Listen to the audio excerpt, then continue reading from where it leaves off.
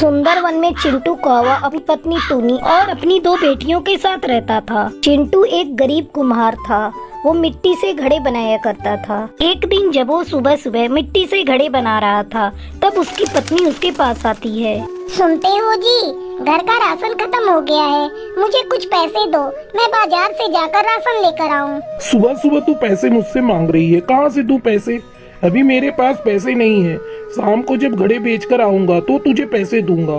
तो ठीक है, आज भोजन नहीं मिलेगा, मैं शाम को ही भोजन बनाऊंगी। ये क्या है टूनी, आज तुमने सुबह सुबह मुझसे लड़ना शुरू कर दिया? लड़ू नहीं तो और क्या करूं? कितने दिनों से तुमसे कह रही हूँ, ये मिट्टी के घड़े बनाना छोड़ो और शहर जाकर कोई काम ढूंढो।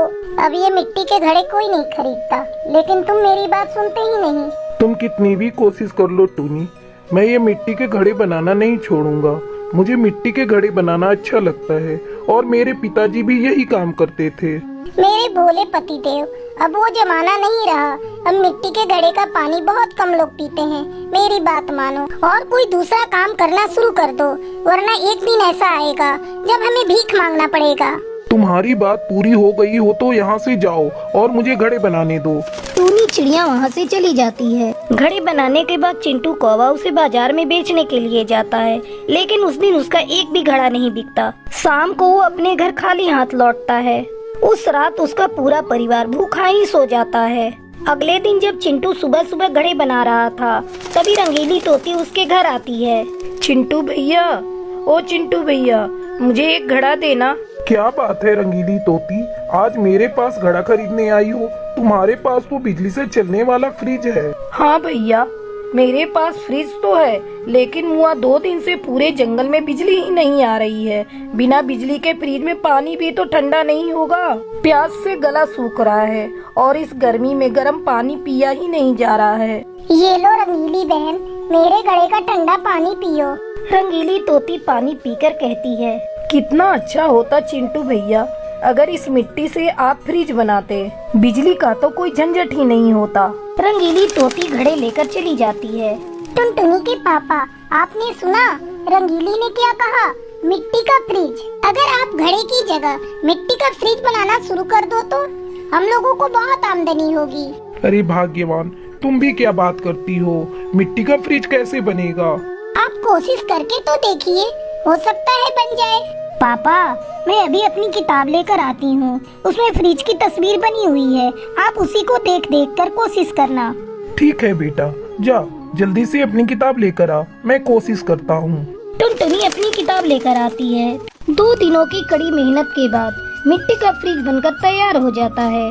टूनी की छोटी बेटी चिंकी जोर जोर से चिल्लाने लगती है, बन गया, मिट्टी का फ्रिज पापा ने तैयार कर दिया। अब हम लोग भी फ्रिज का ठंडा पानी पियेंगे। अपने मिट्टी के फ्रिज को देखकर चिंटू कौवा भी बहुत खुश हो रहा था।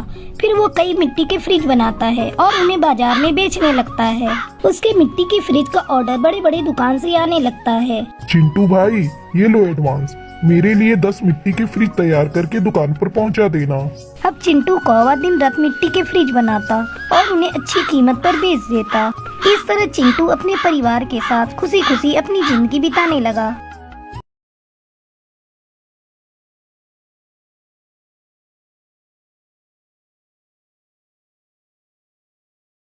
चंपक वन में चमेली कौवी अपनी बहू टुनटुनी के साथ रहती थी। टुनटुनी का पति मीठू तोता दही भल्ले बेचा करता था। उसके हाथ के बने दही भल्ले बहुत सारे पक्षी खाते थे और उसकी तारीफ करते थे। सुबह से शाम तक मीठू तोते के ठेले पर दही भल्ले खाने वाले पक्षियों की भीड़ लगी रहती थी। अच्छी कमाई होने के कारण मीठू अपने बच्चों को इंग्लिश मीडियम स्कूल में पढ़ाता था। एक दिन टुनटुनी अपने पति से कहती है, सुनते हो जी, कई दिनों से गांव में मेला लगा हुआ है। टूनी और चिंटू मेला जाने की जिद कर रहे हैं। ऐसा करो, इस रविवार को तुम दही भल्ले बेचकर थोड़ा जल्दी घर आ जाना, हम सब मेला घूमने चलेंगे। अच्छा टुनटुनी, तुम कहती हो तो रविवार को तैयार रहना, हम सब मेला घूमने चलेंगे। अब मैं चलता हूँ, ग्राहक मेरे दही भल्ले खाने का इंतजार कर रहे होंगे। इतना कहकर मीठू तोता अपना ठेला लेकर चला जाता है। शाम को जब वो घर लौटता है, पापा, हम मेला घूमने कब चलेंगे? मेरी सारी सहेलियां मेला घूम चुकी। अरे बेटा, मम्मी ने तुम्हें बताया नहीं, हम रविवार को मेला घूमने चलेंगे। सच पापा? मैं कल ही जाकर अपनी सहेलियों को ये बात बताऊंगी। जल्दी ही रविवार आ जाता है। अरे बाप रे, मैं तो भूल ही गया था, आज रविवार है और आज मुझे बच्चों को साथ लेकर मेला जाना है। मीठू तोता जल्दी जल्दी घर आने लगता है। अचानक एक कार से उसका एक्सीडेंट हो जाता है। ये सब मीठू तोता का दोस्त देख लेता है। वो चमेली को फोन करता है। चमेली टुनटुनी के साथ अस्पताल पहुंचती है। डॉक्टर साहब, मेरे पति को बचा लीजिए, मेरे छोटे छोटे बच्चे हैं, अगर उन्हें कुछ हो गया तो मेरे बच्चों का क्या होगा। मीठू के इलाज में काफी पैसे खर्च हो जाते हैं। माँ जी, इनका एक्सीडेंट हो जाने की वजह से पैसे आने बंद हो गए हैं। अभी इनके इलाज में कितना पैसा लगेगा ये भी पता नहीं। मैं सोच रही थी क्यों ना मैं ही इनकी जगह कुछ बेचकर पैसे लाऊं। लेकिन मुझे मीठू जी की तरह स्वादिष्ट दही भल्ले बनाने नहीं आते, पर मुझे स्वादिष्ट छोले कुलचे बनाने आते हैं। आप कहें तो मैं बाजार से छोले कुलचे बनाने का सामान खरीद कर लाऊं। लेकिन बहू, नए काम शुरू करने के लिए कुछ पैसे भी तो चाहिए और इस समय हमारे पास पैसे की कमी है। माँ जी, मैं अपना मंगलसूत्र गिरवी रख दूंगी और पैसे लाऊंगी। पैसों की कमी के चलते मैं अपने पति को मरते हुए नहीं देख सकती। ठीक है बहू, तुझे जो सही लगे वो कर। टुनटुनी सुनार के पास जाकर अपना मंगलसूत्र गिरवी रख देती है और उससे पैसे लाती है। बहू, तूने ये सोचा है कि तू अपना ठेला कहाँ लगाएगी? इसमें सोचना क्या है माँ जी, आपने देखा होगा अस्पताल के सामने बहुत सारे पक्षी ठेला लगाकर कुछ कुछ सामान बेचते हैं। मैं भी अपना वहीं पर छोले कुलचे का ठेला लगाऊंगी। अगले दिन टुनटुनी अस्पताल के सामने अपना छोले कुलचे का ठेला लगाती है। आओ आओ, गर्मा गर्म स्वादिष्ट छोले कुलचे खाओ, दाम भी बहुत कम है, सिर्फ 30 रुपए प्लेट। आओ आओ। टुनटुनी के सस्ते छोले कुलचे खाने कुछ पक्षी आते हैं। अरे बहन, आप तो वही हैं जिनके पति का एक्सीडेंट हुआ है। आप बहुत साहसी हैं। लाइए, मुझे 1 प्लेट छोले कुलचे दीजिए, बहुत जोरों से भूख लगी है। ये लीजिए बहन, और खाकर बताइए कैसी बनी है। वो चिड़िया छोले कुलचे खाती है। अरे वाह बहन, तुम्हारे छोले कुलचे का तो कोई जवाब नहीं और तुम सस्ते भी दे रही हो। मेरा बेटा भी इसी अस्पताल में भर्ती है। जब तक मैं यहाँ हूँ तुम्हारे छोले कुलचे ही खाऊंगी। इस तरह टुनटुनी चिड़िया छोले कुलचे बेचकर मीठू तोते के इलाज के लिए पैसे इकट्ठा करने लगी। धीरे धीरे मीठू तोते के हालत में बहुत सुधार हो जाता है और जल्दी ही ठीक होकर घर आ जाता है। फिर सभी खुशी खुशी रहने लगते हैं।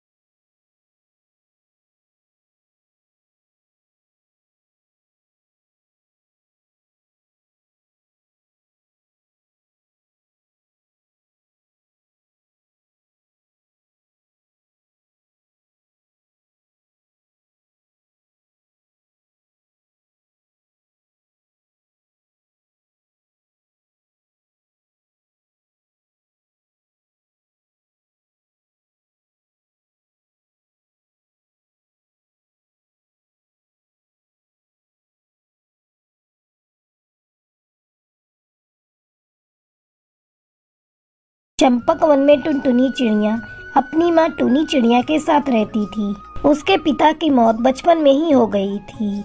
तब टूनी चिड़िया ने टुनटुनी को माँ और बाप दोनों का प्यार दिया। टुनटुनी अब बड़ी हो गई थी और उसकी शादी की चिंता टूनी चिड़िया को सताने लगी। एक दिन जंगल का मुखिया बनवारी तोता टूनी चिड़िया के घर आता है। कहो भाभी, कैसी हो? सब कुछ बढ़िया चल रहा है ना? हाँ मुखिया जी, आप बताइए, कहिए कैसे आना हुआ? तुम्हारी बिटिया के लिए रिश्ता लेकर आया हूँ। शहर में मेरी मौसी का बेटा है। तुम कहो तो बात आगे बढ़ाओ। वैसे आजकल मौसी मेरे पास आई हुई है, कल उनका बेटा भी आने वाला है। तुम चाहो तो कल ही टुनटुनी को दिखा देते हैं। ठीक है मुखिया जी, एक न एक दिन बेटी को विदा तो करना ही है। अगले दिन मुखिया की मौसी सोनी कौवी और उसका बेटा मोनू कबूतर टुनटुनी को देखने आते हैं। बहन जी, मुझे तो टुनटुनी पसंद है। बस मेरा बेटा हाँ कह दे, फिर लेन देन की बातें भी हो जाएंगी। थोड़ी देर तक मोनू कबूतर टुनटुनी से बात करता है और फिर अपनी हामी भर देता है। मुबारक हो बहन जी, अब आपकी बेटी मेरी हुई, लेकिन दहेज में मुझे 2 लाख रुपए नकद चाहिए। मेरा बेटा अपने काम को आगे बढ़ाना चाहता है, इसमें पैसे तो लगेंगे ही। वैसे भी मैं आपसे बहुत थोड़ा दहेज मांग रही हूँ। आप लोग गांव के हैं और हम लोग शहर के। शहर में शादी करने के लिए बहुत सारा दहेज देना पड़ता है। मैं तैयार हूँ बहन जी, बस मेरी बेटी का घर बस जाए, इससे ज्यादा खुशी की बात मेरे लिए और क्या होगी। इस तरह कुछ दिनों बाद टुनटुनी और मोनू कबूतर की शादी हो जाती है और वो अपने ससुराल आ जाती है। शादी को 1 महीने गुजर जाते हैं। एक दिन टुनटुनी अपनी सास से कहती है, माँ जी एक बात पूछूं आपसे, मेरी शादी हुए 1 महीने गुजर गए, पर ये रात को कभी घर पर रुकते ही नहीं है।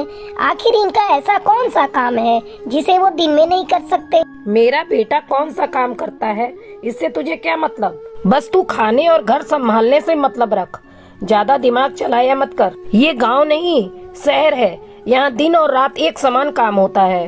टुनटुनी अपनी सास की बातें सुनकर चुप रह जाती है। उसे नहीं पता था कि उसका पति शहर में किसी और चिड़िया से शादी करके उसे धोखा दे रहा है। एक दिन टुनटुनी बाजार किसी काम से गई थी। वहाँ वो मोनू कबूतर को एक चिड़िया के साथ शॉपिंग करते हुए देख लेती है। अरे ये तो मेरे पति मोनू जी हैं और इनके साथ ये चिड़िया कौन है जिसे ये शॉपिंग करा रहे हैं, लेकिन मेरे लिए तो इनके पास थोड़ा भी समय नहीं है। टुनटुनी तुरंत अपने पति मोनू के पास जाती है। अरे मोनू जी आप और यहाँ ये कौन है, इनसे मेरा परिचय तो कराइए। मैं इनकी पत्नी हूँ और आज मेरे पति देव मुझे शॉपिंग करा रहे हैं। लेकिन इनकी पत्नी तो मैं हूँ और मेरी इनसे शादी हुई है। क्या बकवास कर रही है, मैं तुझे नहीं जानता, चलो जाओ यहाँ से। टुनटुनी आंसू बहाती हुई अपने घर चली जाती है। माँ जी आप लोगों ने मुझे धोखा दिया है। तभी मोनू कबूतर भी घर चला आता है। माँ अब इस गंवार का कोई काम नहीं, हम आज ही इसका काम तमाम कर देते हैं। दोनों माँ बेटे मिलकर टुनटुनी को एक नदी में ले जाकर फेंक देते हैं। बचाओ बचाओ, मैं डूब जाऊंगी, मुझे तैरना नहीं आता। तभी उस नदी के पास घास चर रहा एक बकरा टुनटुनी की आवाज सुनता है। वो किसी तरह टुनटुनी को नदी में डूबने से बचा लेता है। टुनटुनी अपने साथ शहर में हुए इस अत्याचार को अपनी माँ को नहीं बताती। नहीं नहीं, मैं अपनी माँ को कुछ नहीं बताऊंगी, नहीं तो मेरी माँ ये सदमा बर्दाश्त नहीं कर पाएगी और मर जाएगी और मैं वापस अपने ससुराल भी नहीं जाऊंगी। मैं खुद से अपना एक नया घोंसला बनाऊंगी। फिर टुनटुनी चिड़िया नदी किनारे एक पेड़ पर एक घोंसला बनाती है और आराम से उसमें खुशी खुशी रहने लगती है।